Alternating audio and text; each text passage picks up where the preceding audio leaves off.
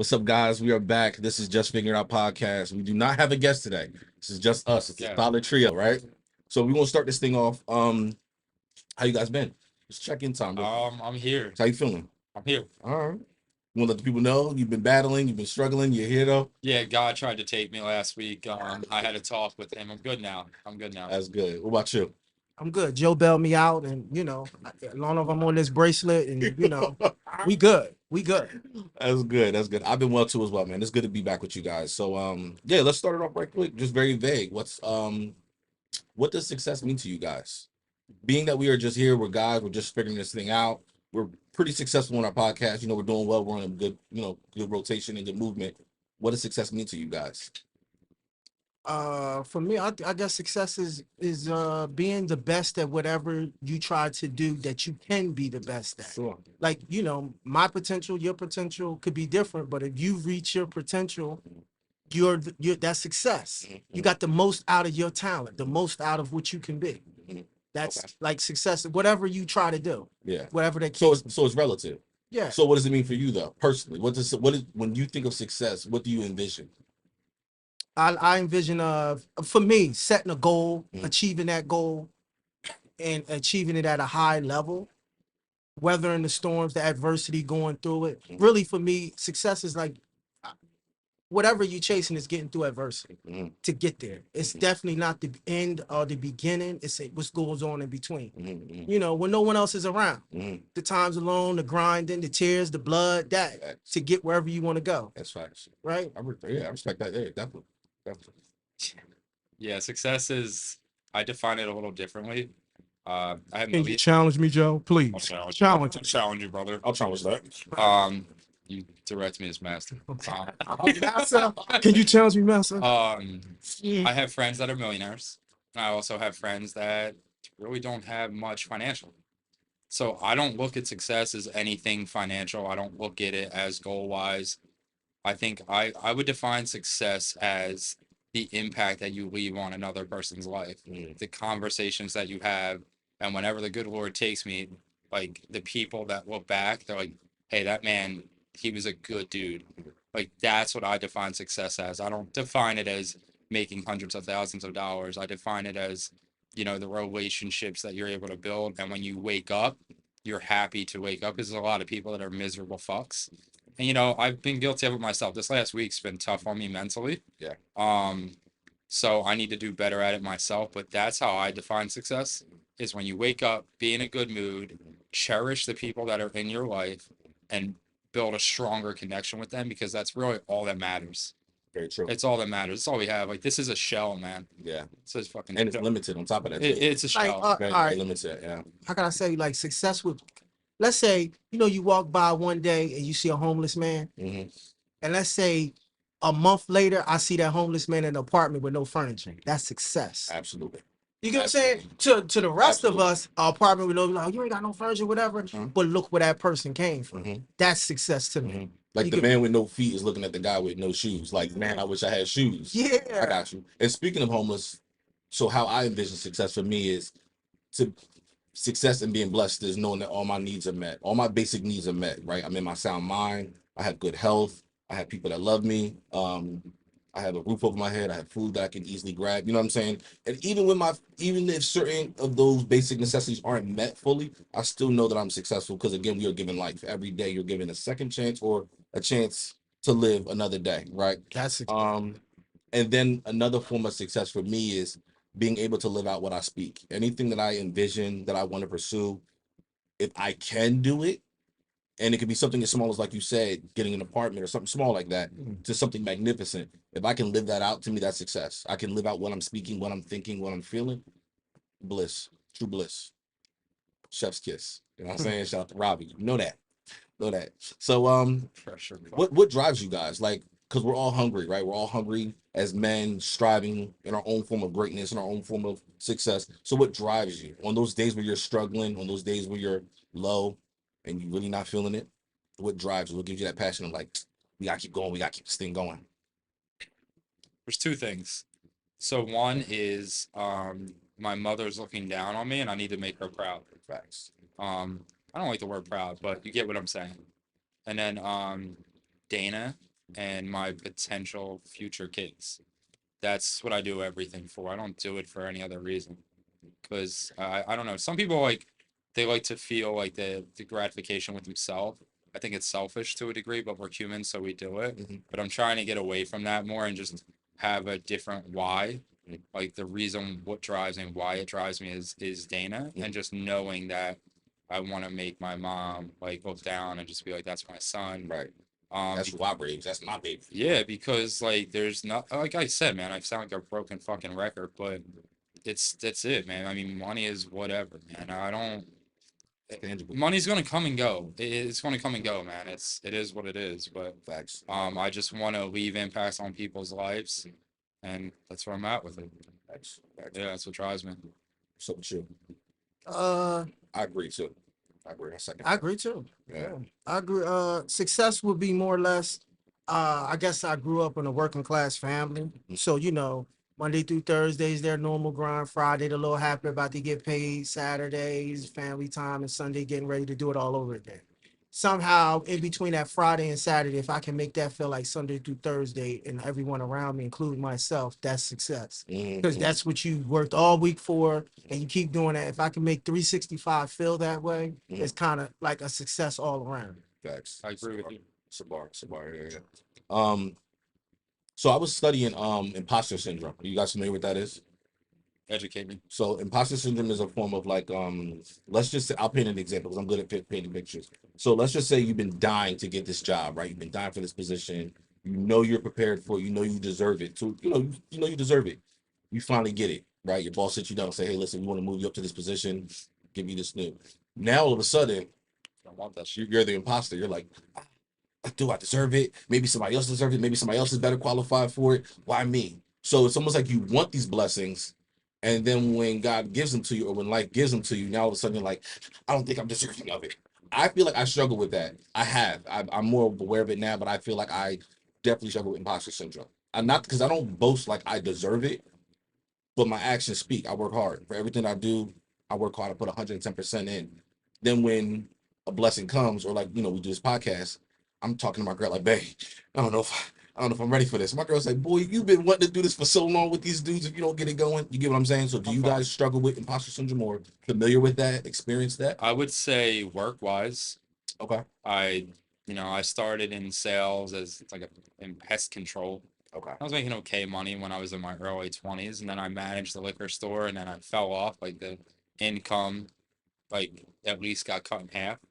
And I was like, man, like everything was about money for a while, and I was like, I want this, I want to make this. I know guys in this industry, I want to make that. Yeah. And then when you finally got there, man, shit's stressful. So like I guess like in that aspect, Mhm.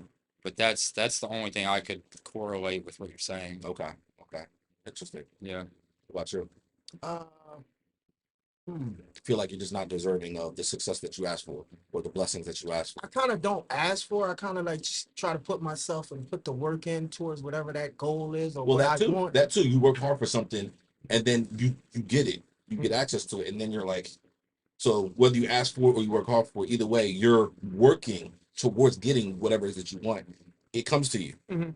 and then you're like, I don't know if I deserve this. I don't know. Oh, afraid of success or afraid of Yeah, almost prospering. imposter syndrome. Like, yeah, you're that imposter of yourself. That's why it's called, imposter syndrome. You become that imposter for yourself. Yeah.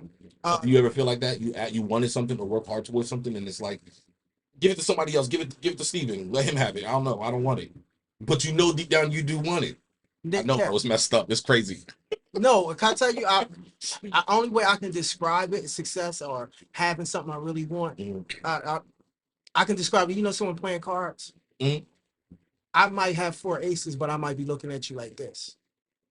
It's the best way I can say it. I Like, got you. I'm not afraid of success or whatever, but I don't need to show my cards. Like, I follow. do you get what I'm saying? follow I'm you. not showing no one my cards, and I'm not giving you to be able to read what I got and where I'm going with it. I follow you. You know what I follow mean? you. So I don't have the syndrome like you're kind of talking about. Sure. It's more or less, I'm trying to say it doesn't change my personality wise Yeah. around and how I deal with people, how I deal with situations. Okay, that's what's up. That's You what's get what up. I'm saying? That's what's up. Yeah, I asked my girl about it yesterday. I was like overviewing with her, and she's never experienced it either. So to each his own. I guess people experience it. I think I've learned about it just due through poverty. I think growing up in struggle, being struggling middle class, obviously people were far less than, but I also grew up close enough to the other side of the tracks where I saw how other people lived good. Right, I was never close enough to be a part of that, but I always was able to look over the tracks and be like, one day we'll be able to live like that. You know what I mean? Yeah. So again, having that, so the people who are far less than deeper in poverty, the only time they see wealth is on TV, right? People like us, we work hard. I could drive through a nice neighborhood. I can easily manifest and be like, okay, look at these beautiful mansions and these yachts and stuff like that. I've been in nice neighborhoods because I grew up in certain nice neighborhoods. So I think when you come from that viewpoint where you can actually be a little bit closer to success, I think that's why I struggled with it, because I see it. They don't. You know what I mean? So I'm like, I can actually see that we can actually have this over here. But then once I get it, I'm like, well, now I'm looking at them like, now you want to go back for the lost. You want to go back for the people back there. You get me? What if Yeah. what if some people don't want to pay the price for that? Well, that's too much credit for not enough. That's an interesting point. Yeah, because you can't save everybody. No matter how much you want to see that person do well, they have to want that. But So I think the price of that is leaving them where they at. When you say you can't save everybody, what if your definition of saving is different from theirs? Me- What if they feel like you need saving because you want these things? Well, that's ideology if is they're, off. yeah, if they're comfortable, we're not in the same realm. We can have love for each other, but obviously we got parallel ideologies on where we're supposed to be in life. Yeah. When I get where I get and you get where you get, we can still talk. And I guess we'll see. And I think it's, but I'm there for you. And I think it's a vision thing too. Like when I was deep, there was a point in my life where I was deep in depression where I couldn't see my future. I really couldn't see the beauty, the overlook. I couldn't see the future. I couldn't see the beauty of the future. So I lived in the moment and I just was like, cool, this is it. This is what it is. It is what it is. But me personally, my dreams, my goals, my ambitions, my aspirations, I have too much of that to be comfortable with struggling. Some people are cool with struggling. I had to because I had to. That don't mean I want to live my 40s and 50s struggling. That don't mean I want to have my kids and grandkids struggling. So again, it's all on your ambition, all on your drive. I come from struggle, but I ain't trying to die struggling. Right. Nah, bro. I think I've come across like a lot of people that were way more talented in a lot of different areas, and I'm a student. I'm not a I quote unquote people know it all or already come in. I'm a hell of a student. Some people don't say. I'd rather learn, and it seemed like a lot of people see things and say why.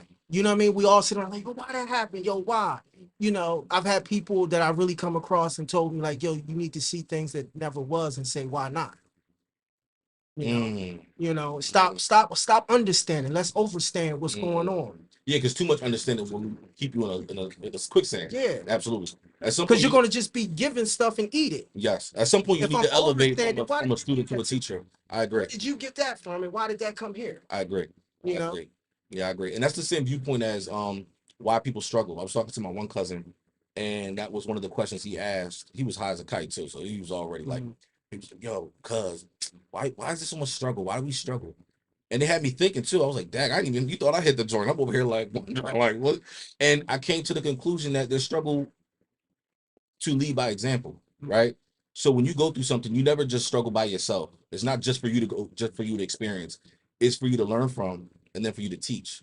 Because somebody down the line is going to be living your same exact experience. Maybe not your whole life, but they're going to go through a particular experience or a situation where they'll be like, listen, I need somebody. We can't help them, but Joe can. You get what I'm saying? So that's why I was like, okay, interesting. That's why we struggle to learn from and then to teach others.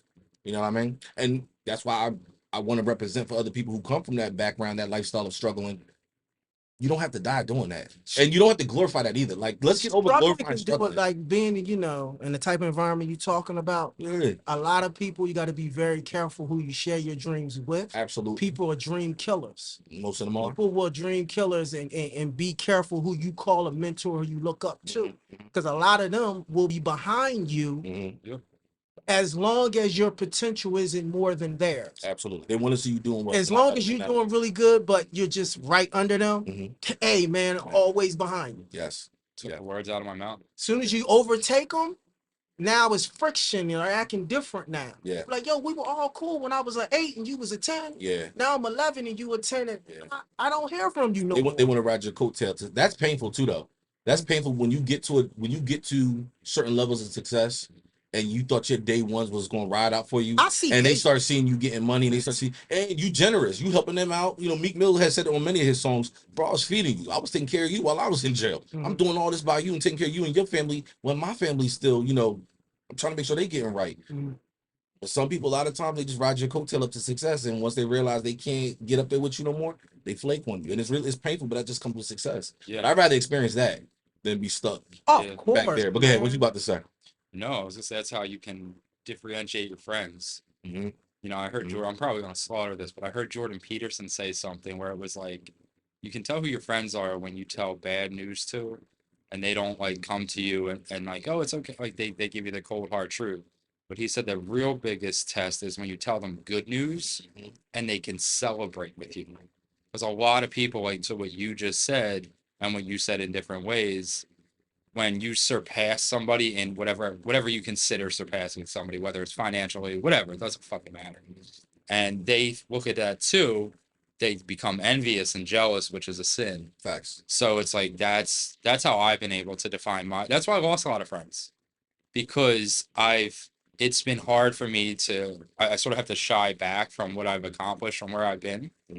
Because I know it's gonna fucking bother them if I say it. Sure.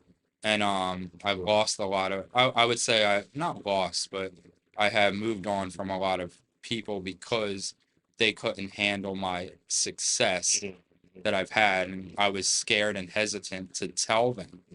Right? Like I have friends that are doing extremely well. So when they tell me, I'm like, man, it's fucking awesome because I know what you've been through to do that. Let's go out, get a drink, something like that. Yeah. You know, but yeah, I mean, for example, I worked with this guy named Mike we worked together. He wasn't in sales, he was a service technician, but he would sell equipment. And he was making a healthy amount of money, but when the company got sold to Horizon, you know, he had to initially take a pay cut, a dramatic pay cut. But then, like us being there for each other, we went to training together. Then he ended up he's like in an upper echelon at this point of financially what he makes in all the Horizon branches. But when he tells me like what he makes and everything, there's never any not envious and not jealous. I'm fucking happy for him because he went from the company being sold to I don't know what I'm gonna do. My wife's pregnant, my fiance's pregnant, so I'm having another kid. So now I'm making at least 50% more than what I was making before, and I'm loving life. Wow. That's how you can tell who's your friends. Sure. Because if he had told me that, and I'm like, man, I can't catch a fucking break. This guy gets all the breaks. I'm not his fucking friend. I'm an imposter. And a lot of them don't realize too, if they put that same energy into themselves and into their own work, rather than focus on what your homie is doing, you might get further along in life as well. Yeah. Now, real quick, so I mean, while we're on the topic, let's talk about Judas. You know what I'm saying? Betrayal. You know what I'm saying? That's just painful. And I think we all can agree that we've experienced, to some form of degree, some betrayal on some level. That shit hurt. That joint will never, I don't care how much life you lived, that joint sting. I'm glad. It's two ways. I'm glad you said it. You ignored something because a snake is a snake. They just shed skin. So you ignored something. But some people you do know, okay, they coming off either too friendly or they coming off with some shit. You can tell from a distance. I'm talking about people I'm talking about like, come on, like your homie, like y'all used to, y'all moms is cool with each other. I like made y'all fans and y'all like on some Judas type stuff. You grew up. Our moms hung together. Yeah. I put you in a place because that was the position of my life. But the true thing was, you never was my friend. That's what I was gonna say. You never ever was. Oh, no, I'm not talking about that. I'm not talking about that. Push away. No, okay. Okay. So you didn't betray me. You didn't betray me because you betrayed me because I put you at a certain level. Bump that part. Okay, yes, I hear you. I respect that. But I'm not talking about that form of that. I'm talking about people who are literally like, y'all had a genuine connection. Yeah. Y'all had friendship. It wasn't just, because my mom bumped that example. But let's just say y'all were just generally good friends and good solid people. Listen, if we're gonna be successful men, like we're talking, there's gonna be a lot of people attracting to us. They might gravitate to you. And they may try to wedge their way into the group. They may try to split some. Listen, this shit happens. So this is why I'm just trying to make sure we speak on betrayal on all different aspects. You might have homies that's like, even now, you might be like, yeah, that's my brother right now, but wait till next week. I'm so used to that I'm just like, I kind of just be on guard, but it still hurts. it's still painful. It's a pain that will never Like, ever like subside. a true friend. Okay. Period. A true friend reached out to you, regardless, to see how you're doing, Mhm. with no ulterior motives. There was nothing that came after it. Nothing that came. Some it takes time though. Okay. Some it takes time. Some, or if they reach out to see how you're doing, just because they may sense something is going on with you, with nothing to gain. You don't know who's your true friend until you really got nothing left to offer you at your lowest point, in Facts. your darkest moment. Facts. So if the person sees you in a dark moment, that sense you in a dark moment, you see they pushing themselves to reach out to you. You notice they're like coming to speak to you, whatever, whatnot. Facts. And like you said, it takes time. Sure. Let's say they on some betrayal mode, Sure. but a week or two goes by, a month goes by, Yeah. and nothing never comes after it. They just reaching out to you. Yeah. You know, this person might actually care. Right. You know what I'm saying? Right. Like I said, I don't put people on a pedestal, and I don't want people to put me on a pedestal. Sure. If it's real, it will show itself. Sure. You know what I mean? And anything the test of time, I should say. Yeah. And by what you go So through. betrayal. I mean, You can't betray me if I never trust you. yeah, I mean, True. Never. But you also got to be careful, because what I mean is, I grew up personally around a lot of, now that I'm older and I can analyze, I grew up around a lot of monitoring spirits, right? Mm-hmm. I had friends, family members, people that they were attracted to me and drawn to me. Because in certain ways that in my life I was abandoned and neglected, I think spirits know that, right? And I'm not trying to get super spooky or spiritual, but I'm gonna talk my talk. They would gravitate to me. I think they knew he suffers from abandonment issues. He suffers from some level of he needs that. So they would come, and they would be exactly what I needed. They would come in the form of a friend, of a companion. They would check on me. And it felt good, because in other ways of my life, in other aspects, I was being neglected. So over time, it took me wisdom to realize, every time you call, and whether it's good news or bad news, you always monitoring me, want to know what I'm doing, everything. So it took me to get older to realize there's monitoring spirits in people, where they just want to know what you doing, where you going. And it's not that they're trying to betray you either. They just monitor you. Those are monitoring spirits. So beware of that as well. That's all. I was just trying to spread a little lightness of that. Mm-hmm. So blending into that with betrayal, like, be careful of just monitoring spirits, because they out there. They out there.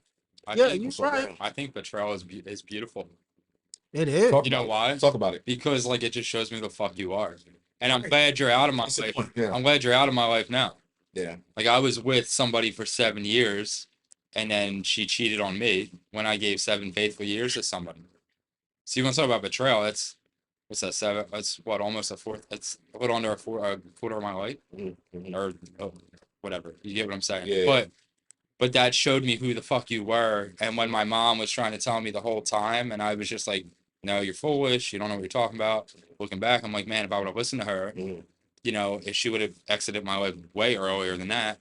So when we talk about betrayal, I think there's 2 ways to look at it, because sometimes I think it's beneficial, because like if you're not observant and you can't pick up on things right away, next thing you know, it's 40 years later and you're finding out your fucking husband's cheating on you, your wife's cheating on you, and they've been doing it the whole time. So I'd rather know early. So I think betrayal can be, I mean, it's a poor choice of words, but it is what it is, a beautiful thing, because it's God knocking on your fucking noggin saying, dude, wake the fuck up. Feel good. I'm sending you signals, Yeah. and you're not picking up on them. Yeah. So that's been, I mean, betrayal, I look at it as a good thing, because I don't need, like, if you, that's who you always were.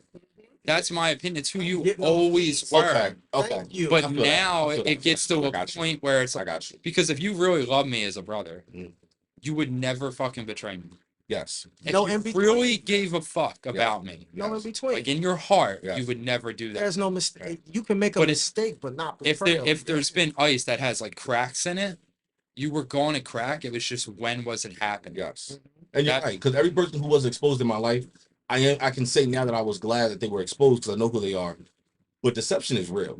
Deception is real. There's nothing, to me, it's painful when you thought this person could have been a potential godfather to your kids, and this is gonna be like, you envision them as part of the family. Okay, this is gonna be their place in the family. They're gonna have this place. They're gonna have this impression on my kids. They're gonna and then now you realize you got to erase all of that. So yes, I am glad at some point they're gone. They're out of there. But deception is real, and it's painful. That's it would bother me more about myself for not picking up on it, because you're young though. I'm you're young and ignorant.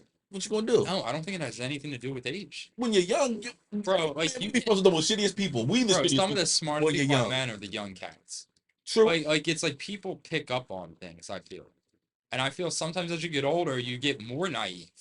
because you're just like, you've been doing it for so long that it's like, oh no, it's just how he is. No, bitch, it's not how he is.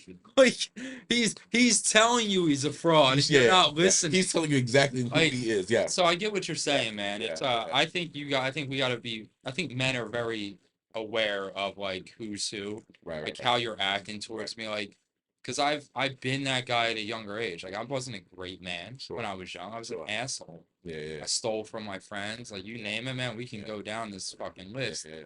But by me going through all that and doing all that shit makes me understand of, I see how you're moving, and I'm gonna keep my head on a swivel. Sure. So that I'm able to pick up on things more. Yeah. Like, I don't just hang with anybody. Sure. It seems like, you know how you was talking about like monitoring and, you know, betrayal. You're talking about like all these things is like they're like the seeds of a man's greed. Like when a man is paying attention to what you're doing, and it's like we're running this rat race or whatnot. Maybe that's why it doesn't register to me, because I know for me, you could tell me you trying to own a superstore and be multi-billionaire. It didn't move me. When I say it didn't move me like I gotta top that or that's what I need to do. That's not what drives me. What drives me is what's in my lane being the best me.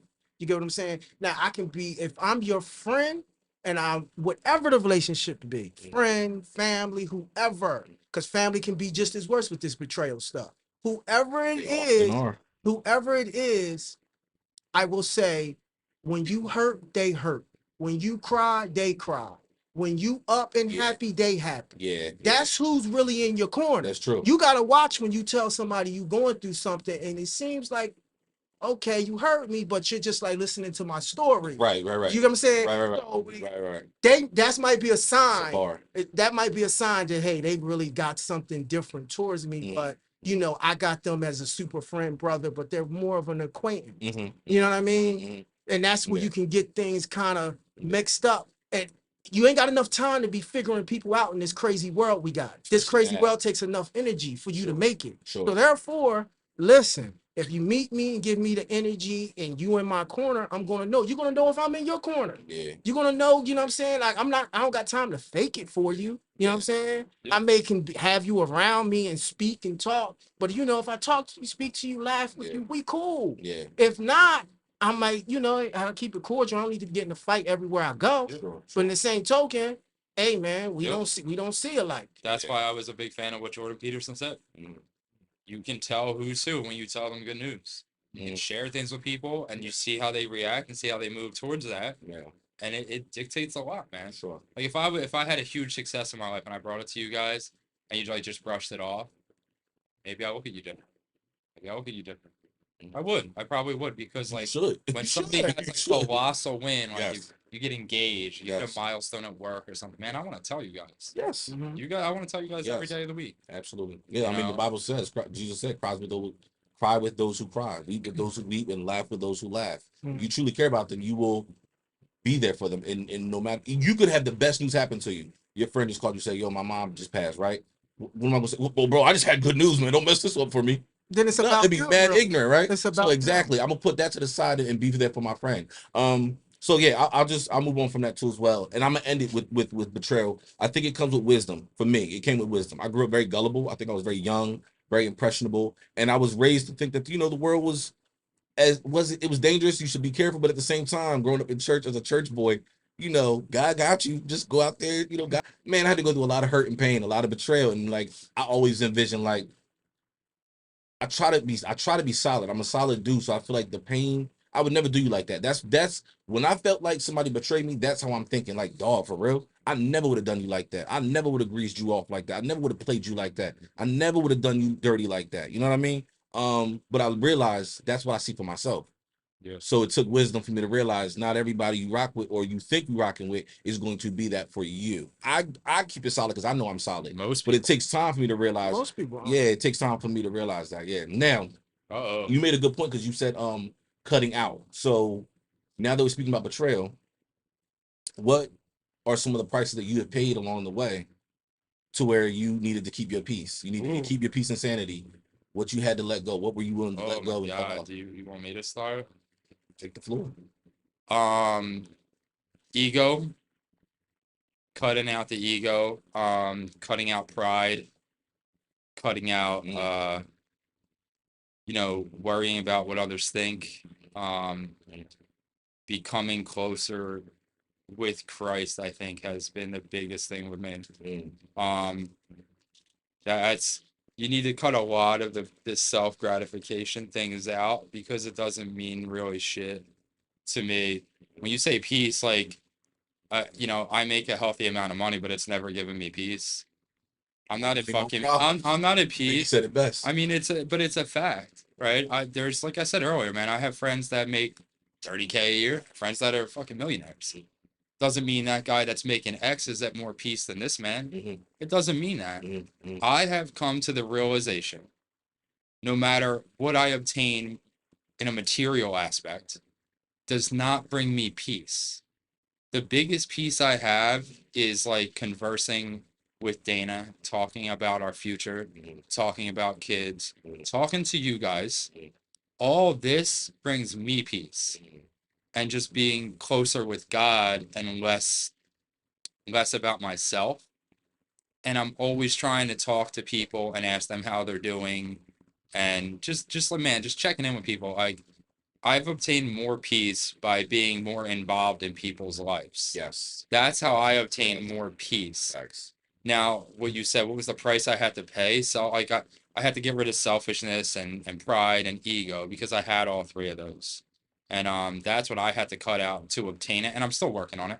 I'm still working on it. Like I told you, this last week has been mentally a struggle because I haven't had any jobs or calls all week at work after being sick.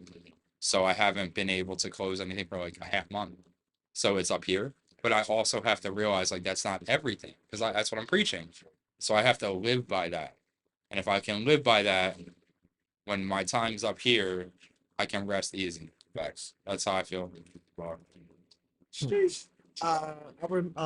Speaking on what you said earlier, you said something about meeting people, and you can be out here and be gullible, etc., etc. And because you solid, you said I would never have done that to you, and you assume the next man will do the same.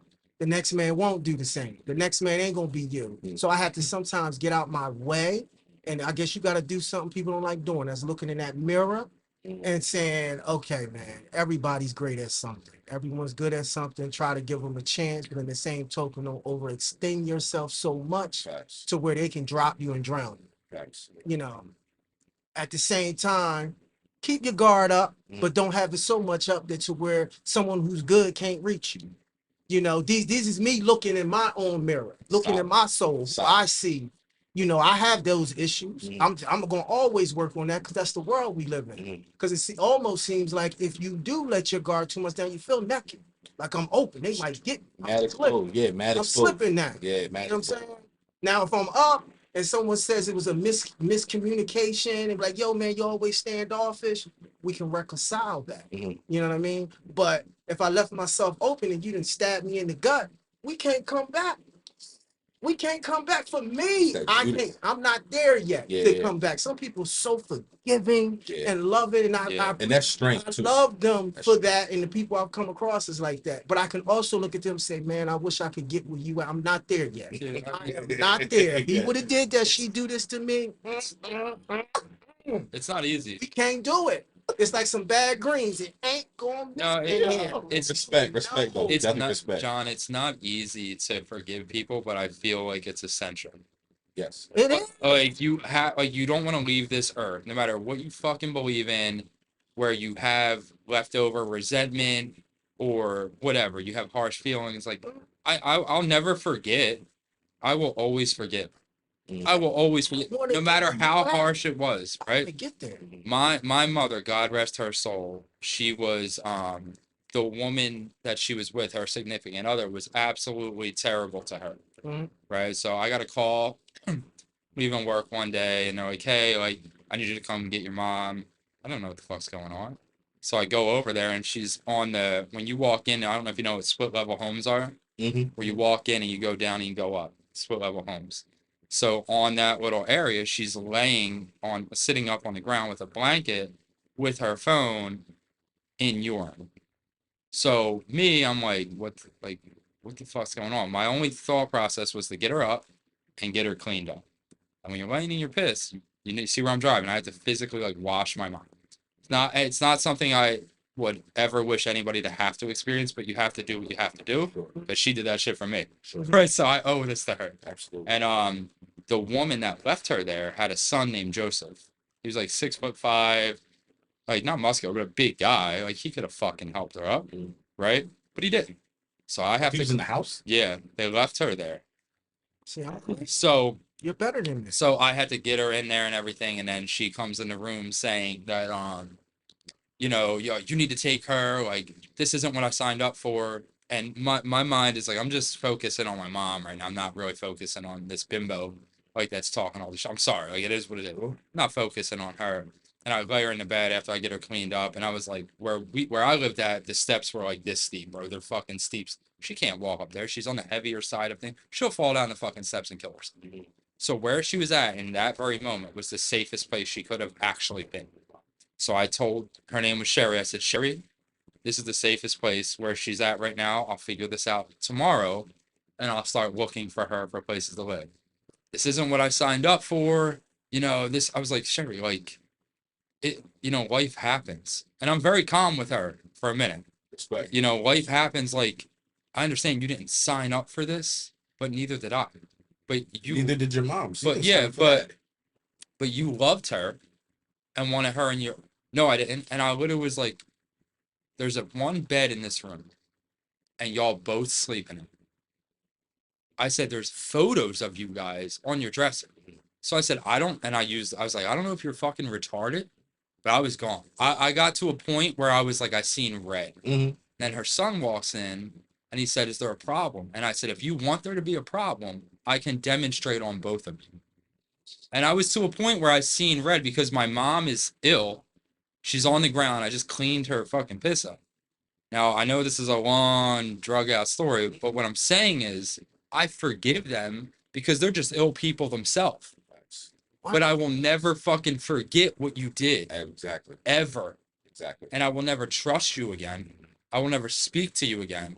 But I wish you well, and I wish you get better, but I'll never fucking forget what you did. Oh, man, I admire that. Thank you for sharing that too, man. I could being vulnerable, sharing that too. Yeah. And that takes immense strength to forgive. It's not easy, man. That's the hardest. I mean, it's easy to harbor resentment, but at the end of the day, it's like drinking poison and wanting that person to die or want that person to suffer. If you don't forgive them, man, you're suffering. Yeah. They don't give a fuck. Yeah. You're suffering, man. So that would be my advice to like somebody who can't forgive, man. Learn how to. Yeah. Because at the end of the day, they don't give a fuck. Yeah. Cool. Can I tell you, every reaction, because I'm a chess player, I'm a thinker. I get what you're saying, and I still have the unforgiving problems. So you know what I do? Because they will take energy from me. Mm-hmm. Guess what? You no longer exist. I don't remember you no more. So you can't take energy from me no more. If I still don't forgive you because I didn't see you no more, I don't think about you no more. I've X'd you out. So you're saying you still hate them though? No, the hate never came. No, not hate, but you still. I didn't forgive them at all. Can you do that though? Can I what? Can you move on and not forgive somebody? I can't. I can't. Well, physically you can. That's what I'm doing. That's what I'm saying. I'm just asking. I didn't know that. But I didn't forgive you. You get what I'm saying? Okay. What you did. I moved on. Okay. And how I pay you back in the flip side, where you saw me before 6 months to a year now, here's success. You're going to see me, you know what I mean, from a distance. I know how you pay people back. With success, keep the change. You know what I mean? You know how to get you. I kill people with kindness. You know what I mean? Sure. So no, I was just asking because I've never heard of that before. Me personally, if I don't forgive you, most likely you still have the power in my mind. Meaning, I got some ill thoughts about you. There's some things I want to do to you. You know what I mean? And if I catch you, I catch you kind of type time. So that's how I see. That's how I thought. So it was interesting. Yeah, it was interesting to hear that. I never heard that you can move on and not forget. So I learned something new. That's what's up. I don't really think you're moving on though. You know why? Because you just said when you see me in 6 months, so they're still in your head. That's what you see me. Correct. I see you. You know how you see me? But you said something to somebody else, and the word got back to me. Correct. But you said. And then you was mad because I ain't saying nothing. But you said when we see each other in 6 months, you're gonna see success. Right. You're gonna see me. I'm gonna be better than what you seen before. But see, it's still about. It's still about someone who cares for me and love me. They're gonna see me like taking an escalator ride in life. I'm never going to be in the same place. I'm not in the same place I was 3 months ago. So you're I'm not. not in the same place I was 6 months So ago. you're That's not. people who love me. If you someone who don't and dislike me for whatever reason, you're gonna be hurt. And oh my God, you're gonna hurt But inside. you're not If you seeking. see me 6 months You're from a so year you're from not now. seeking them out. No, I Okay. Okay. This Okay. is how That's I where I know. was Clarification. getting. Yeah, For clarification. me, how I know they exist, it's a small world. So at Somebody some point, knows you at that some knows point, yeah, me you gonna run and into say that. such and such was saying whatever now about you. Fact. Oh, for real? Ha! And keep going. Or they say the best thing you can do, John, people bro. want your I attention. love John, dog. People want your attention. Someone who dislikes you wants your attention. If I'm not speaking to you, I'm walking right by you, and it's like you don't exist, that burns a hater up. Yeah. That burns someone up. You're not fueling the fire. You're not giving them the kerosene. You're not giving them what they need. Sure. You know what I mean? You're just walking by. So now they start trying to do all types of stuff. But you start looking to the other people and you're like, well, he's not around you. He ain't nowhere near you. You're starting to look crazy now, man. You know, blah, blah, blah. You can't touch him. He's nowhere near. But you see him. You keep elevating. Yeah. Damn. That is a good form of success. If you're like you said, as long as you're not seeking out for their even if you want to call it hidden validation, like I'm gonna prove them wrong and I'm gonna become something and they gonna watch me. To me, you still ain't let that go. Yeah, Clearly. because But as long as you clarified that just you were genuinely, I ain't even worried about. I ain't stunting you. I'm focused on me, and now you gotta deal with seeing me and hearing about exactly. me. Someone who love me feel is that. going I to feel be that. like and come to I me feel and that. like, yo, you're not the same I feel person that. 6 months. I say that I no cap. I feel the same way. I to myself. I'm like, you know what? You gonna hear about me. You will be forced to hear about me and how I'm doing. You gonna be at the red light You're watching and you me. gonna see me on the billboard like this fool. I can't get him out of my face. You're That's what I tell myself. I tell myself that. I Yeah, think that's it's facts. for me. It's more That's about facts. proving myself right than proving anybody wrong. Sure. It's always that because like I don't have to prove you wrong because you've been wrong the whole time anyways. I'm not feeding into me having to be like, yeah, bitch, like I told you. I don't give a fuck. Yeah. I never gave a fuck about you. I'm not gonna give a fuck about you now. Right. I need to prove myself right. Right. I hear so many people say, I'm gonna prove you wrong. I get it, it's a fire. But what is a bigger fire to proving your fucking self right? That's true. Oh, I knew I could do this. I don't think people take that more serious. I think it's more I gotta prove this guy wrong. Who cares? Well, man? I agree with that. I agree. Who I think, cares? Yeah, like, I don't think need with growth validation over, from no yeah, I think with growth and over time, like there's a lot of people in my life growing up. I always had that mentality, like, oh, you think that? I got you bet, and I did succeed. So I used my anger towards and whatever as motivation to get me far. And So it's like you had a chip on your shoulder. true, it got true. No, I'm not knocking. No, I'm saying true. that's And what you that use. chip got bigger the more I started succeeding because they kept telling me, no, you can't do it. No, you can't say that. No, you can't do. And the more I was like, bet, you keep telling me no, I'm going to prove you wrong. So the chip got bigger. But then I got older, I matured, and I realized that's not the way to go. Like you said, now you need to start looking at yourself. Prove it to yourself. You know So what? I agree. At think I started- some point, you need to make that transition from thinking like a little boy. Yeah. I'm gonna prove you wrong to now. I'm gonna prove And you you know what myself, happens and when- you just sit back and just enjoy the show. You know what the start happens? I think I get into this mental thing to where I don't even hear you saying that.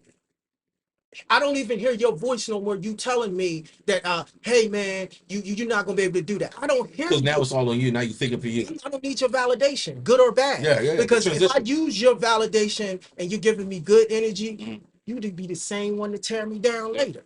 It's true. So I don't use none of the energy, True. not from someone saying good, not from something bad. True. You know what I mean? I'm looking at the man in the mirror. I guess Michael Jackson said it. You know the man. I'm Why looking you at stole him. my song, man? I said that earlier. Man in the mirror. Yeah. I said that I'm looking at that man in the mirror like, yo, I just got tunnel vision. This is what I'm gonna do. Sure. And at the end of it, wherever I'm at, Yeah. hey, we'll see. You know what I mean? For me. I'm grateful that trying to prove people wrong didn't end in my detriment because I do see even for young adults and kids where they're trying to prove themselves to other people, it does lead you down a very dark path, and you just people please. It could be bad, but so I'm grateful that I didn't.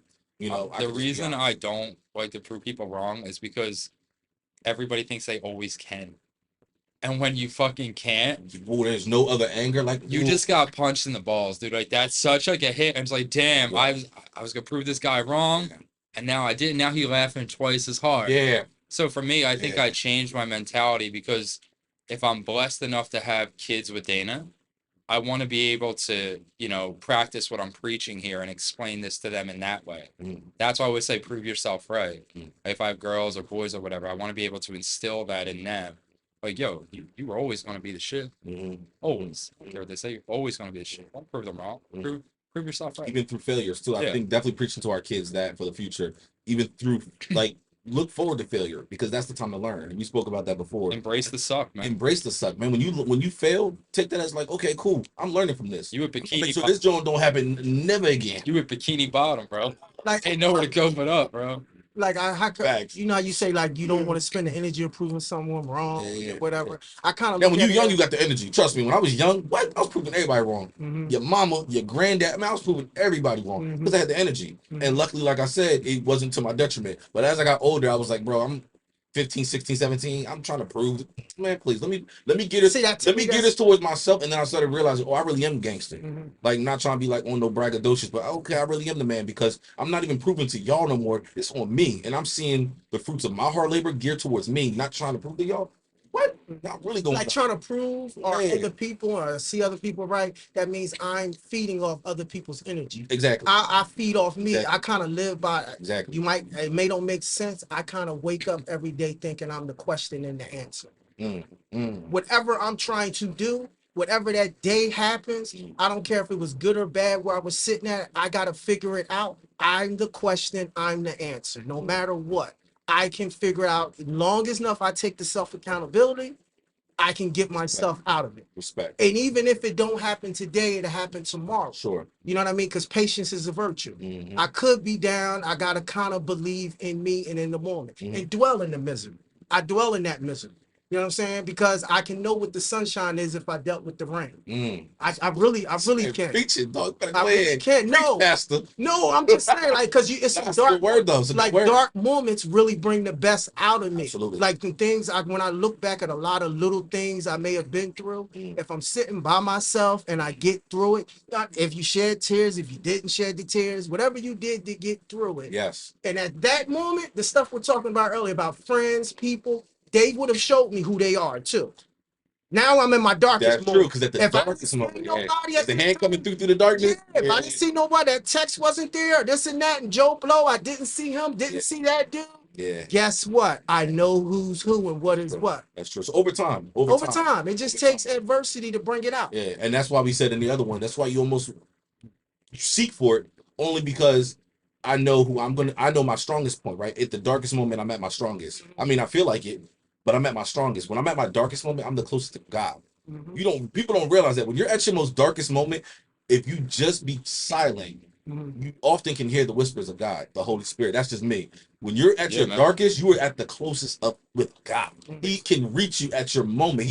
When Daniel was in the lion's den, this man was surrounded, was thrown in a prison full of lions, and this man, God reached him in a pit full of lions. You know what I'm saying? So in your darkest moments, bro, he there.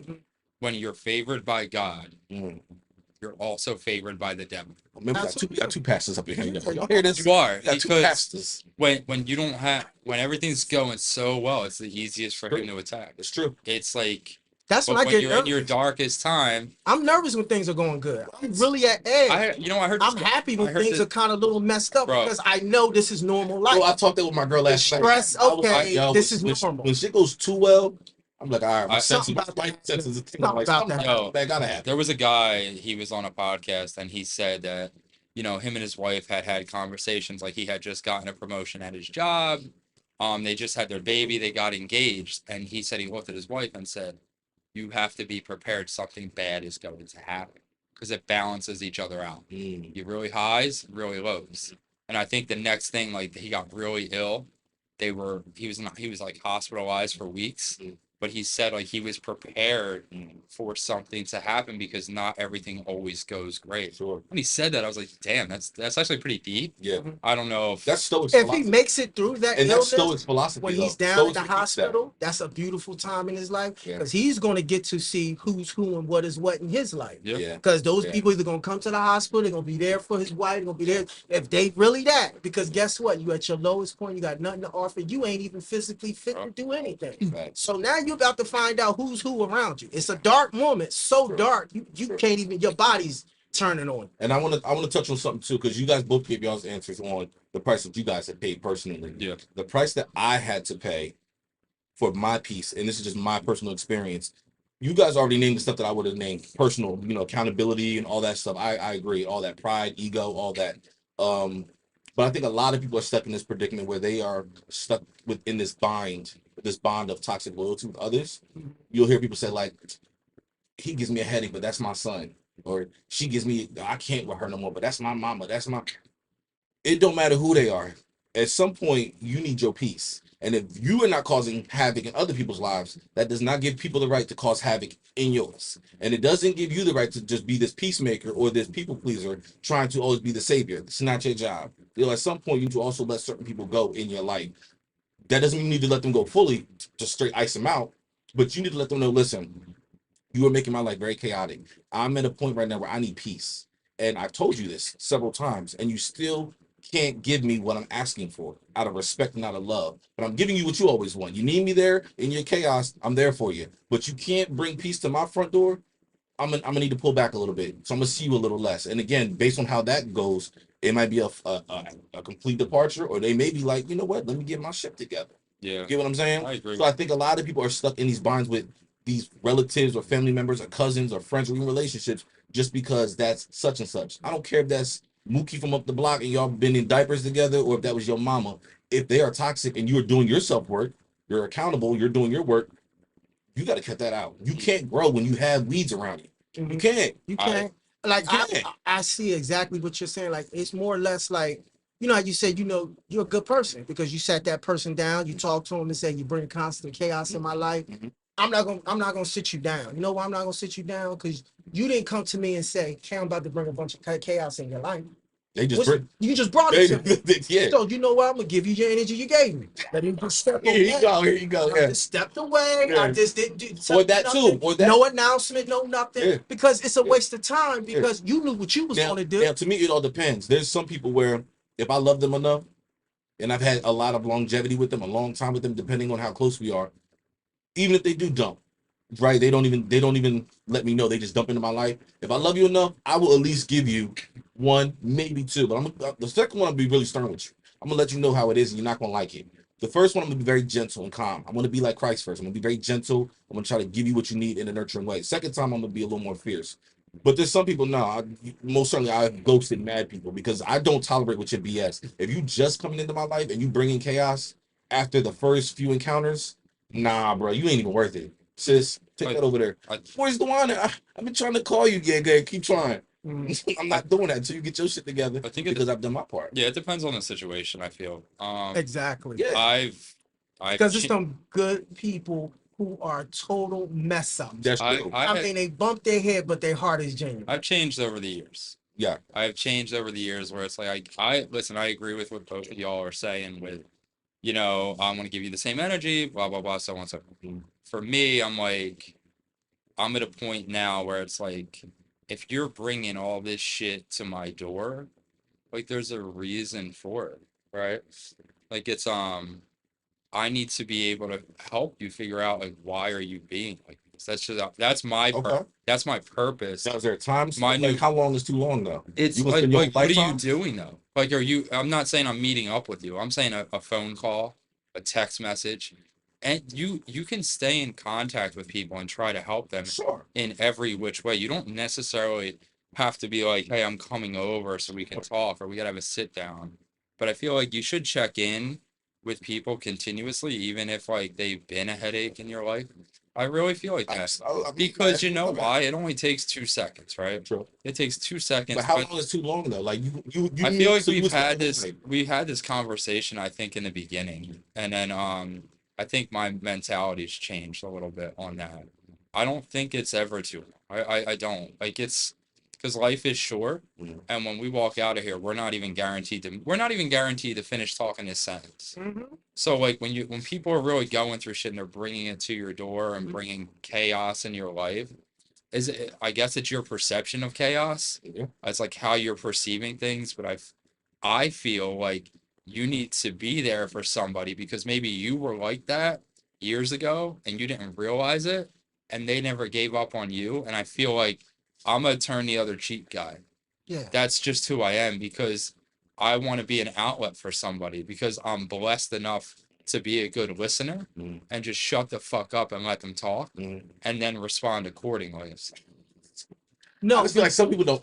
It's hard to do. To those When that are he's talking- trying, as long as there's intention. All right, That's so, what I'm so saying. I'll give you that. he is If, the, if 100% he's on it. right, if there's intention, and I see that you're trying, you make depending on how severe you can't seem to get it together, but you're trying. I can handle that. There's some people in your life that are just meant. They are agents. They are meant to just cause confusion in your life. They are just strictly meant to every time you have good news to damper on you. They are just meant to be chaos. And again, you said turn the other cheek. I'm all for it. I'm a good Christian. I turn the other cheek, but I ain't got many cheeks to turn. Yeah, but That's just I ain't got many cheeks. let to me turn after let that. me. Do you mind know if what I I mean? explain this in a different way? Yeah. It's like when I say turn the other cheek, like if they're constantly like down on you and everything, I still love you. Absolutely. That's what I mean. Like I still love you. I'll still listen to you. I'm not now bringing good news or bad news to you, but I'm going to listen to you. Get what I'm saying? Like you just said, like, oh, you bring them good news and they bring you down. You don't have to tell them anything. Hey man, what's going on? How you doing? I know It's you. a one-sided relationship. Who fucking cares?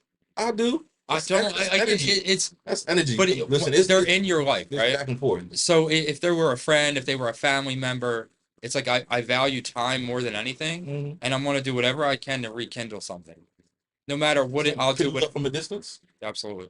So what's the difference of you being able to, rather than having to be in their life and hear them out, when you can say, listen, I love, like he said earlier, I love you, but I'm gonna pull back until you show some bit of. Everybody can't go on this magic carpet success ride. And not everybody, and not everybody, can't and go. not every person you that cross your path is actually meant. It's not meaningful. Some people are just NPCs. You just naturally, hey, what's up? Pissed Hey, Bob, off, hey, Steve, man. and cross paths, and that's it.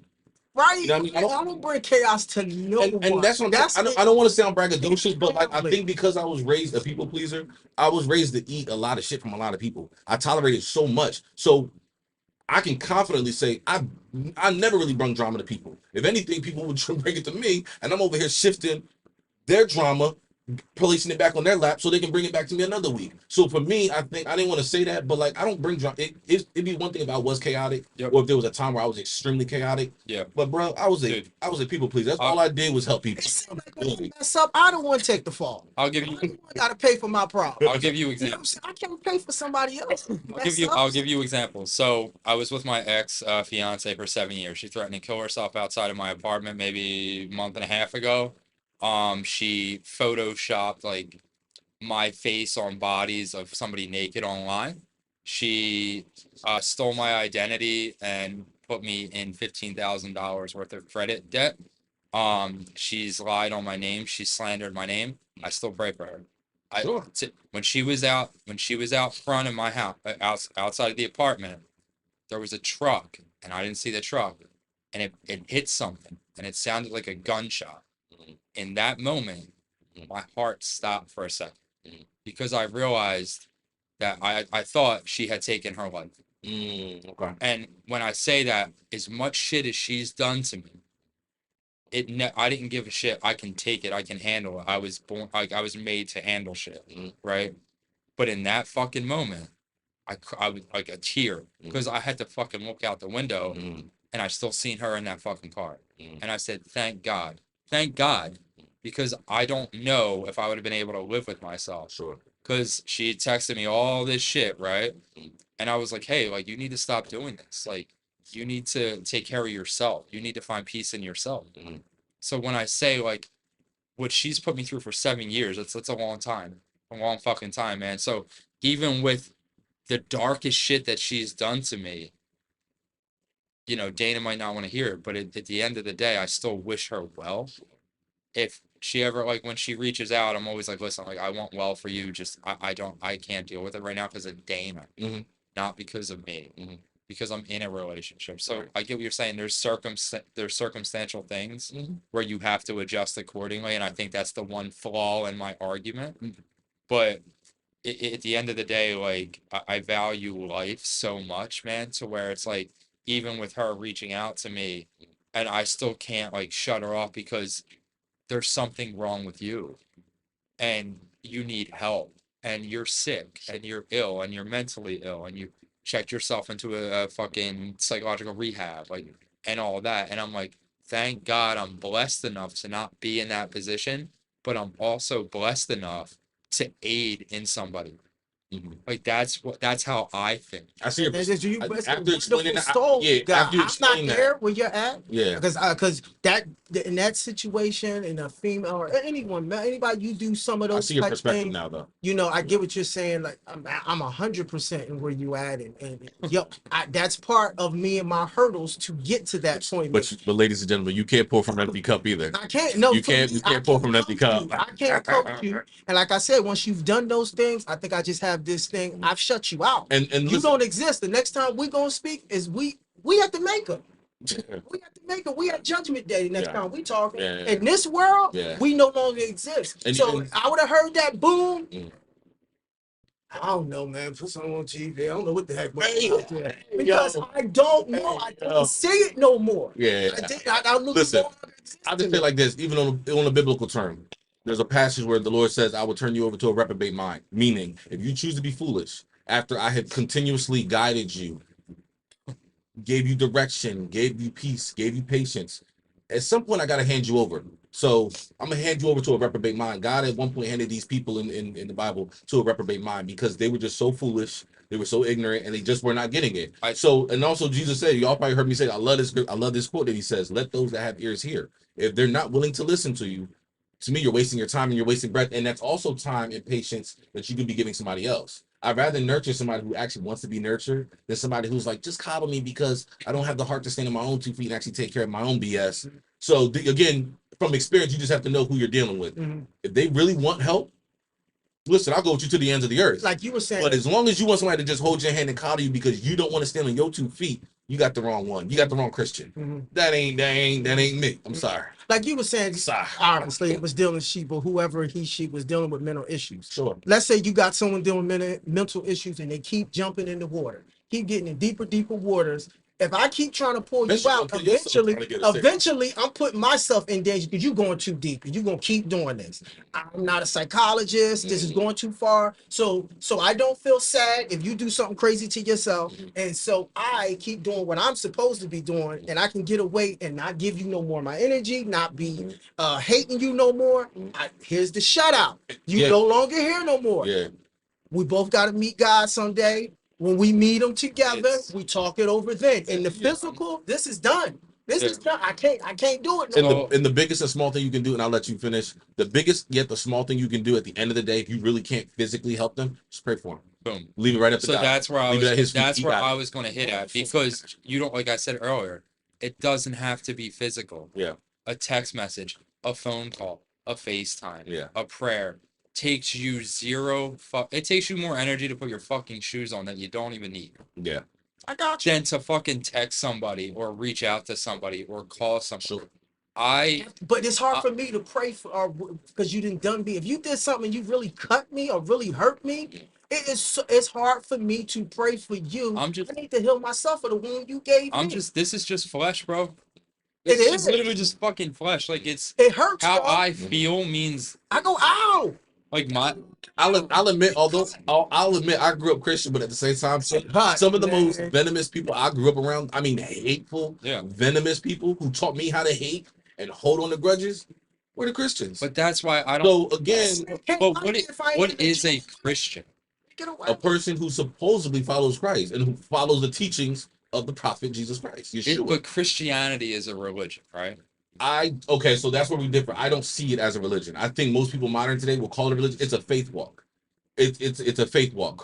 Faith walk meaning it's by your faith. So, for example, a religion, you could tell a particular you can tell an Amish person, right, because how they dress. They will show you what they are. A believer in Christ, you're not supposed to really know who they are. You know them by their spirit. That's why it says judge by their heart, not by their actions. You know what I'm saying? So this is why you shouldn't judge a book by its cover. You like, I don't even like this dude. Turns out you can be the most gentle, kindest believer of Christ who truly loves everybody, but you look like a skinhead.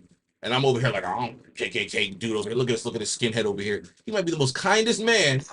Judging a book by its cover. So that's why I say it's a faith walk rather than a religion. Okay. Modern day society today will always try to lump Christianity with all these other religions. It's a faith walk. So I guess my point is like, I can't believe the two biggest. You gotta know. Okay. That's my problem. I can't believe, and like if I believe in anything, I don't know it. If I believe in something, I don't know it. That's the truth. That's the definition of belief. If Ready? I don't believe you're sitting here, I know it. If I believe in anything, I don't know it. Right. I need to know it first. Now, I can say you can't say different religions. If we get into Faith. that, I don't. I know there's a higher power that's bigger than me that's responsible for everything that's around me. Correct. So That it's- has to be. So There's something bigger than so me when that's you say responsible. you gotta see something to believe. So when you leave here and you get to be, I see it. No, I'm trying to. What I'm saying is, that's what you said. I said I cannot believe in anything. I gotta know it. So You gotta give me. when you leave here and you get in your car and you put your seatbelt on, when you drive out on that highway, Mm, do you know you're gonna make it home safe or not? no, You're still doing it. You believe it though. no. Believe it. I hope. I don't Hope, believe Which it. still takes faith. It would No, still I take. don't that's what believe it- it. I hope. See, here we go again. follow Every you. day, I hope that I can get through. I know it can be done, and my next walk could be the last walk. Mhm. You get up out this chair. Ooh, this came to join. It's over. I know where you at with it. Nothing is promised. I get it. I get that part. My thing is when we talk about religion, people, this, that. If you good, bad, I can't believe it. I gotta know it. I gotta know it. It has to be known. Someone say, "Yo, I believe in such and such." Oh, you don't know it. You believe in it though. You know what I'm saying? I need to know. But that's Tell where me why. faith comes in though, because faith is sometimes not fully knowing. Some people be like, you really believe that there's a God or a man in the sky Mhm. who, yes. Yeah, I believe it's something bigger than. But I believe it first before I know it. I also wasn't around when Adam and Eve was around. But I truly believe This is that there's evidence that stuff is true. But I believe it first. yeah. You know So what I'm saying? It's something stronger than me, that's and what you faith- responsible. that's what for faith it. comes I in. guess. I would say. life comes from life. Mhm. That's it. Doesn't come from fucking anywhere else. That's why there is a higher power. Mhm. Now, when it's all of our time up, whoever's right, hopefully, we all get judged the same, Sure. right? But I guess my point is like with Christianity, I personally consider it religion. So it's Christianity, and then you have the Muslim Brotherhood, right? But they both have very many similarities. Just different ways of living because of Abrahamic religion. Yeah, correct. Abrahamic. Yeah. So yeah, my thing is like I don't necessarily follow religion because it came down to like when I was in the church, I grew up in like a cult like church. That is not to say all churches are cult like Right. by any means, all mosque, nothing like that are cult like, but there are some that are. Absolutely. There's I'm not following a man that is asking me to call him father. I don't do it. You might differ from me. No, 'Cause I know your father was a preacher. Yeah. Right? So, like, I'm not calling you father.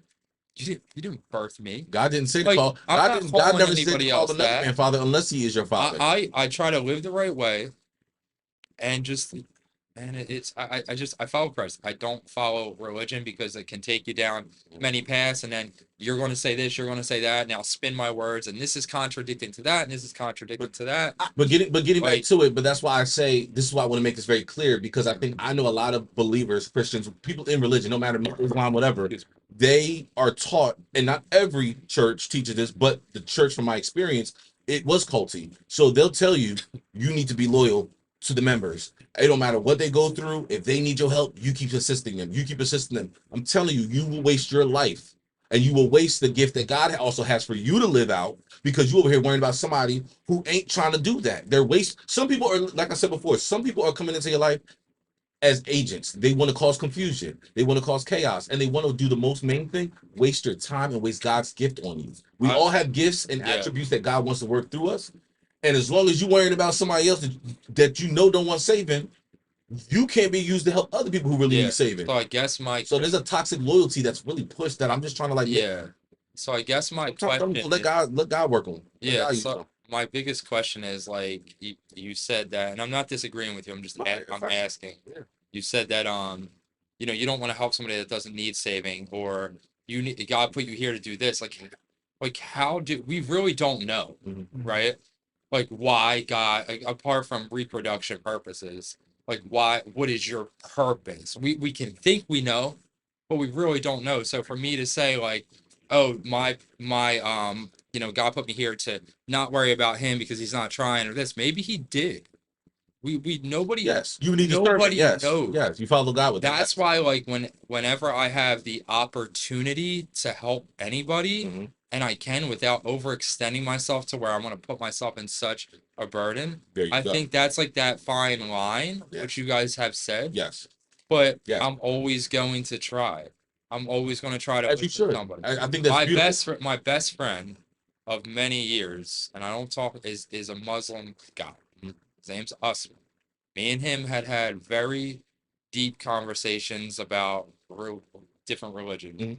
And he always tells me he believes in Jesus Christ, but he doesn't believe he was the savior. Mhm. They'll say he was a prophet. He was, and they'll, that's one of they'll the, even go as far as saying he was a great prophet. They'll say Yeah. he was a man who he was powerful. so all but he different wasn't big. religions believe in him, but just of what he was is in different eyes. So when I say that's why it's like, even though me and him disagree, I can still have conversations with him and hear him out. Absolutely. And he's still a very giving and compassionate person. Mhm. He always asks how people are doing, and he tries to live a certain way. Some of my best friends and people I've ever came across were from other faiths. So I think again, growing up from my experience, Christianity, a lot of Christians only hub in clusters. So here's the thing that makes me frustrated. I've met beautiful people that are atheists. Absolutely, the most Beautiful kindest people who are straight And atheists. guess what? I love them just as much. Now, let me say this: I got something to say. God said in the Bible, once you become saved, go out among them, right? Meaning, be who you are. He's not saying convert. So I can't stand them Christians like, you need to be a Christian. You know, you stand outside the abortion clinic talking about you going to hell. Come on, bro. Jesus wouldn't even have done that. You know what I'm saying? It's ignorant. When he says go out, what he means is be who you are. Be who I called you to be. Be like Christ. He was gentle. He was kind. He was compassionate. But homie was not a pushover. You know what I'm saying? He flipped tables. He was whipping them dudes outside the synagogue because these people were doing some blasphemous stuff in the synagogue. He's like, we're not doing it up in here. So he was not no pushover, but he was kind. He was compassionate and he was gentle. And he had humility about him. That's all God is telling us to do when we go out into this hurting world. People need humility. People need to be taught how to be kind. They need empathy. Not these harsh Christians who want to just sit there and scold people. You're going to hell. You're going to hell. Yeah. That's just the terrible way, and you're disrupting what the intention of God wanted. I think I just need to. I'm putting on myself once again, question and answer. I need to learn more.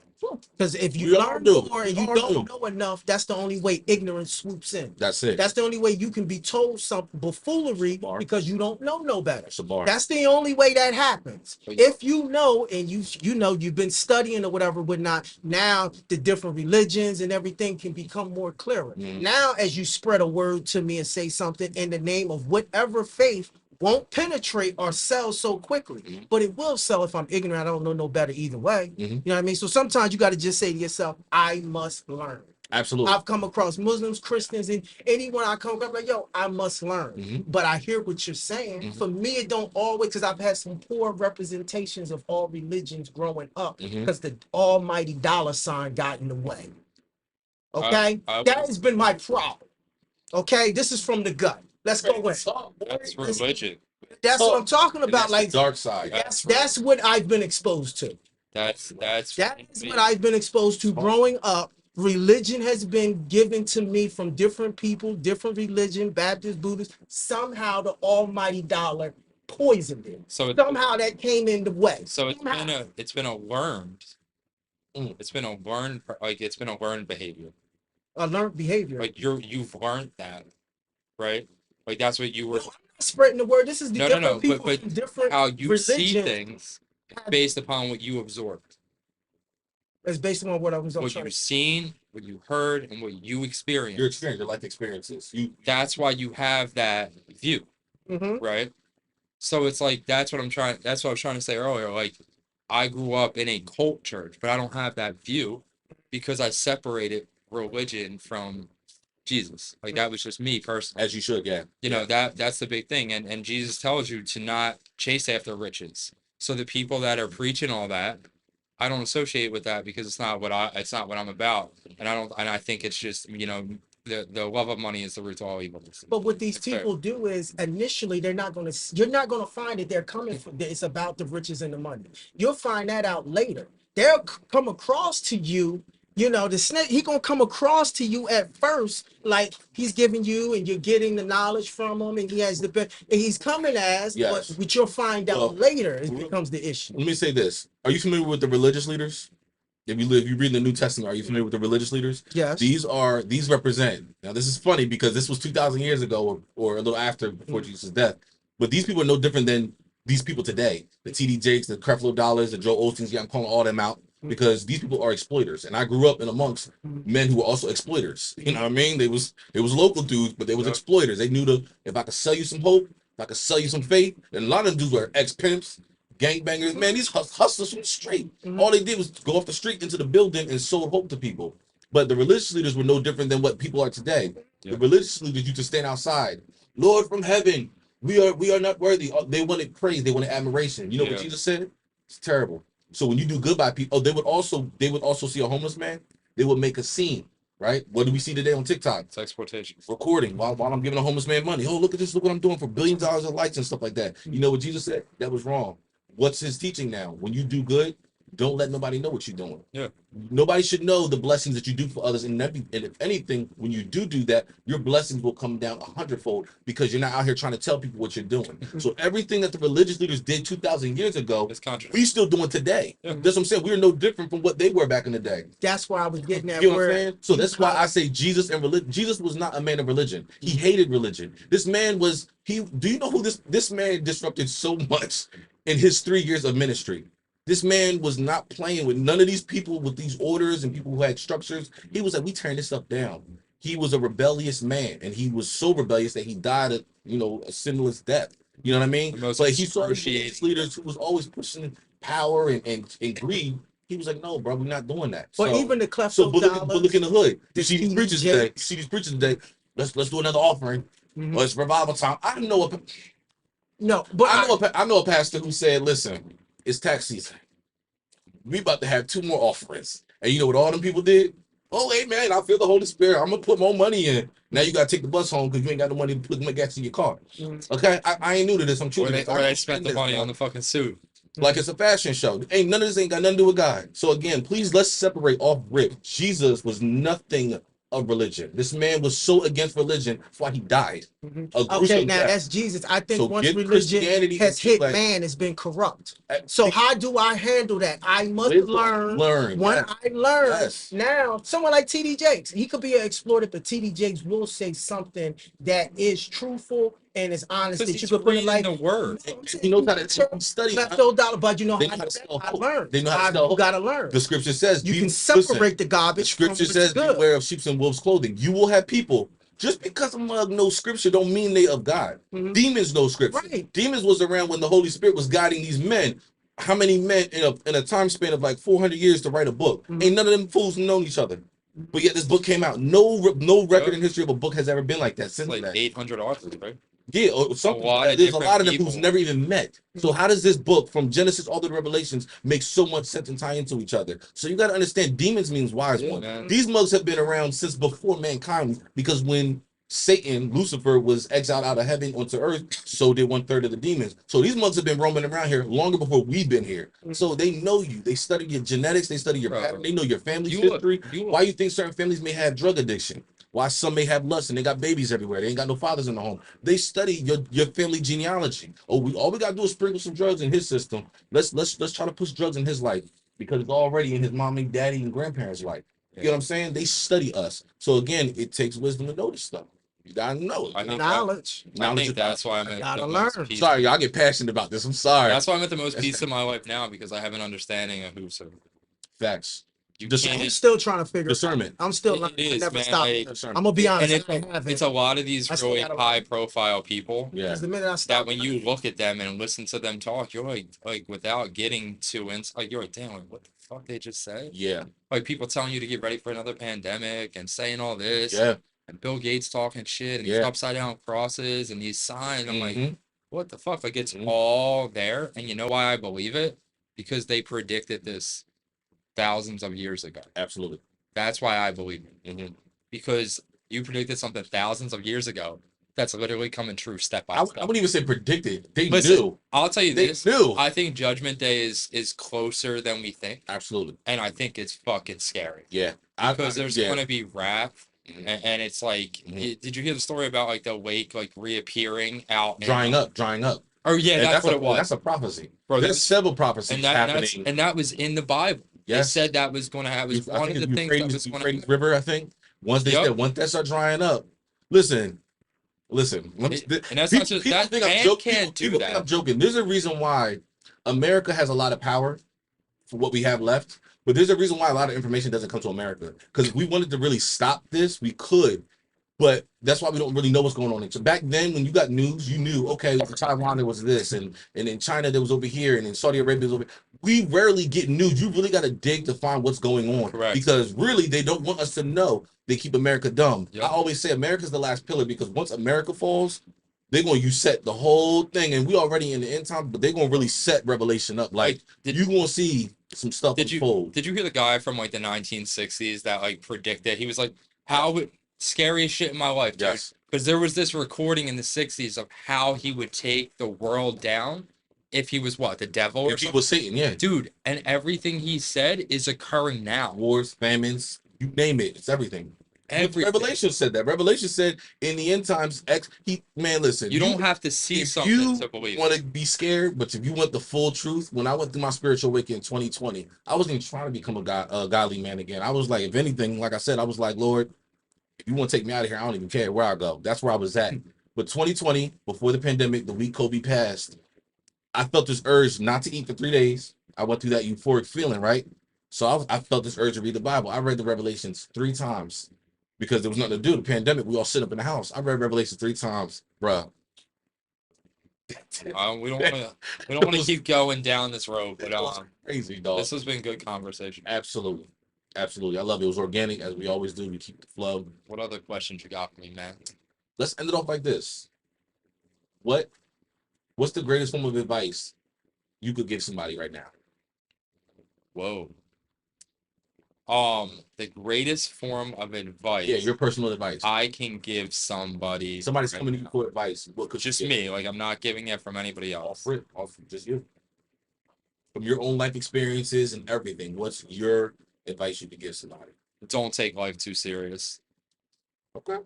Don't, because I do it myself, so I'm not really practicing what I'm preaching, which sucks. But life is so like stressful and chaotic, but at the same time, when you flip the card over, it's the biggest blessing you'll have, because you get to go home to your girlfriend, you get to go home to your fiance, you're almost married, fiance. Like it's the biggest blessing we have. Facts. is time and moments in time with our significant others. So don't take life too serious, and laugh a lot and cherish the times that you have with your significant other. And just I would say every day you get up, and this is one thing I struggle with and it sucks and I have to work on it, is gratitude will delete anxiety. It would, hear me out. Gratitude will delete anxiety, because if you're grateful for everything you have, there's no room for anxiety. Facts. Now, I'm not always grateful, which sucks. So my anxiety is always high. So don't take life too serious and be grateful for every second that you have. Fire. That's what I got. Excellent. What you got? What you got, Pastor? Because somebody coming at you with like, it's hard for me, because it's like the person that's coming to me is what space they're in. You know what I mean? Well, what's the greatest advice then? What's the advice? Everything seems to be in a rat race to try to get ahead, and rather it's financial. That's the thing. Everyone's caught in the rut. Sure. You know what I mean? So all I could say to someone who is trying to get ahead in life, and I guess, if you're trying to get in your best financial position, whatever the case may be, it seems to me like rich people act poor, so poor people can act rich. That's the problem. That's the problem. That's fire though. That's facts, and it's so true, and it's perpetuated. Poor people walking around with Louis V and the cars and this and that. Poor dude driving around in the old Focus. Damn, man. And they got Buffett stuff. And they got no lights on at the house. They got no food in the crib. Warren Buffett still lives in the same fucking house. Listen. That's a bar. That's fire. Yeah. And they need to change that pattern. We need to so whatever you do, you ain't got to act out everything that you got. You ain't got to show your whole card. You ain't got to do all of that. You know what I mean? Concentrate on the goal. Yeah. Concentrate on your goals and what you're trying to get. Facts. Lead a shine for someone else. Yeah. And mine will be just be patient with yourself. Kind of similar to what yours is. I've learned to be hard on myself a lot for no reason. I realized a lot of it went to waste. It was extra energy that was used up for no reason. So I've learned to just be very patient and be very kind to yourself. Be gentle on yourself. For those that are very hard on themselves, there's no rule book to life. Your parents didn't give you a manual. You wasn't born with a manual. So go easy on yourself. Be patient with yourself. Yeah. Take it one day at a time. And Man. I would also say this. I know you only asked one thing, There's more. but I think manifestation is the realest shit I've ever experienced in my life. Because when you're really down on yourself, you're going to stay down. And when you talk things up, they tend to happen. Because, you know, in the scripture it says a man is who he thinks he is. So be mindful of what you say to yourself and be mindful of what you say to others. Because ultimately that will dictate who you become in life. Your outcome. Yeah, man. Listen. Well, guys, you heard it. This is another fire episode. Yep, Y'all. Much throwing love. up gang signs, man. Delete that. Take that out. Take that out. But we love y'all. Peace.